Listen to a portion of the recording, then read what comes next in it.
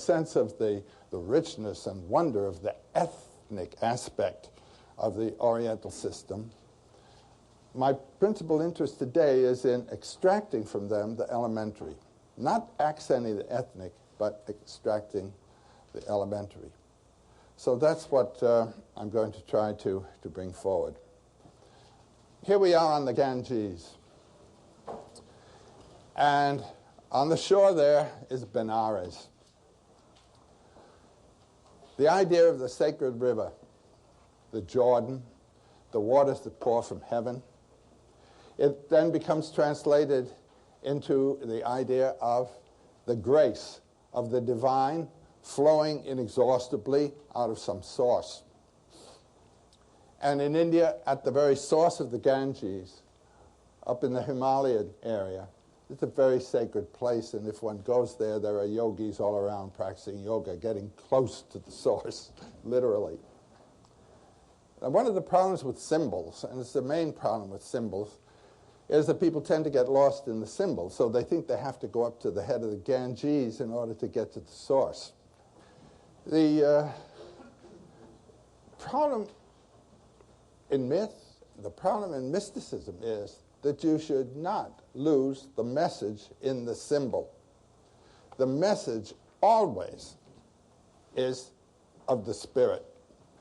And when the symbol is taken to be the fact, so that you have to go to Hardwar in order to get to the source of the Ganges, you've mistaken the message. There's a similar mistake made in the notion that you have to go to Israel to get to the promised land.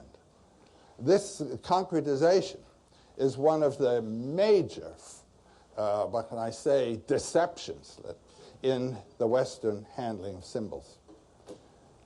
And it's one of the reasons why we've lost touch with the elementary idea and the perennial messages. The concretization of the symbol. The notion, for example, that God is a fact. The God idea is a symbol. Anything that can be named and regarded as a form is a symbol. There's a wonderful saying of Gerhard Hauptmann, the great German poet. Dichten heißt hinter Wörtern das Urwort erklingen lassen. Writing poetry consists in letting the word be heard behind words. It's the whole world of symbols, Goethe's word again. Alles Vergängliche ist nur ein Gleichnis. Everything that is transitory is but a reference. But the reference isn't to anything. It's to what is called the void, shunyata, and it's called the void because no thought can reach it. And so what these symbols are talking about is something that can't be talked about. And they have to become transparent. They have to open. And what you find then is that the ethnic opens to the elementary. And one of our problems, and these are the two great sources now of the problem here in Western interpretation of these matters, we have the Aristotelian accent on rational thinking, and we have the biblical aspect on the ethnic reference of the mythic symbols. These two pin us down to the world of facts and rational cogitation. But from this other standpoint, those are exactly what have to be transcended. They have to be rendered transparent and not opaque. So I'm going to try to see the whole Hindu system in that way, and by comparison, refer over to our Western themes. Here's the idea of the Jordan and baptism, bathing, going into the river, taking of the grace. But one has to accompany the act with a meditation on its sense. Then we have the idea of the sacred city, the city at the sacred place where the grace flows. And that, of course, is Benares. Benares is the city of Shiva, who is probably the oldest worshipped god in the high culture systems of the world. This is Shiva city, and we'll hear a good deal about him today. This now is, we're coming close to land, the city of Benares. It's a fantastic mess.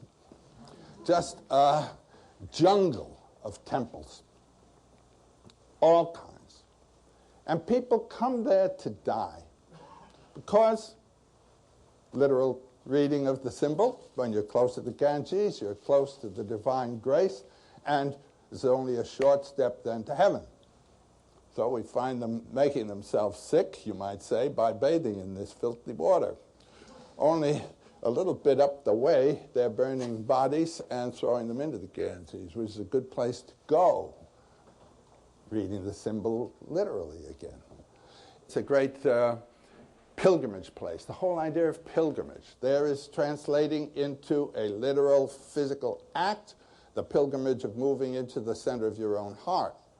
It's good to make a pilgrimage if, while doing so, you meditate on what you're doing and know that it's inward, into your inward life that you're moving. And here we have at the Ghats the people bathing in the Ganges. It's a constant, as it were, baptism rite, going in, absorbing then the virtue of this miraculous gift of the universe, the waters of the Ganges. The Ganges actually is a goddess, Ganga, and this flowing water is the grace that comes to us from the power of the female power, which we'll be talking about later. In Joyce's Finnegan's Wake, he uses the same image for the River Liffey, which flows through Dublin, and Dublin on the River Liffey is precisely the counterpart of Benares on the Ganges. And the whole secret of relating mythology and spiritual life to your environment is here involved. What's called landnam by the people in Iceland, naming and claiming, through naming, the landscape, land taking. You read the land that you're living in as the Holy Land. There was a very interesting letter in the Times yesterday from a young Jewish boy who protested against the idea of having to be thought of as in the diaspora, having left the Holy Land. He said, my country, my land is here in the United States, and I have not been forced to be here, and it's my choice and pleasure to name this my Holy Land. I thought this was a wonderful statement of the problem that we have in disengaging ourselves from what might be called traditional inheritance that tends to concretize its own symbol system. He had released himself and found the whole sense of the Holy Land in his own place. And so Joyce does this with the river and the city. His Holy Land, you might say, was Dublin, as ours is New York on the Hudson. But we've so secularized the thing that one even gets a laugh, thinking of the Hudson as a gift of divine grace. This is what's happened. I'm here in New York, and I must tell you, as much as I love Manhattan, it's hard to think of it as the Holy Land. And this gets to the heart of what Joe's talking about. We need symbols to focus our spiritual lives, a holy land, a sacred river. But once we have them, we're in danger of concentrating that focus to the point of losing the message in the symbol. It's like those illustrations which have one image, say, a horse embedded in a repetitive pattern of other images.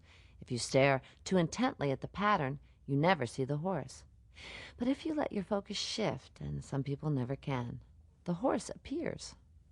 One thing is certain, the religious focus of Hinduism and Buddhism is different from that of Western religions.